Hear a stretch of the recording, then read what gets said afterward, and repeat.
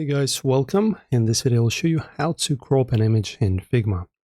So firstly, let me just add an image. I will go to my icon site widget, and then I'm going to add the photo, dog for example, dog and a cat. Okay, let's just add this. Okay, great. So this is dog and a dog, but it doesn't matter. Okay, now we can just make it bigger. And now guys, okay, and after adding on the right panel, as you can see, we have this crop image. Just press on it, and now you can choose the crop from the drop-down menu.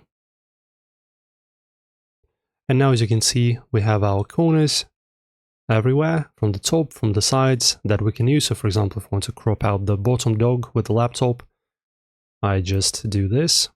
So just go here, like that, like this, and just only leave out the dog. Okay. Press on enter, and now your cropped image is here, successfully cropped. Guys, enjoy. This is the button. Don't forget to like the video if this helped, and subscribe to us. See you soon.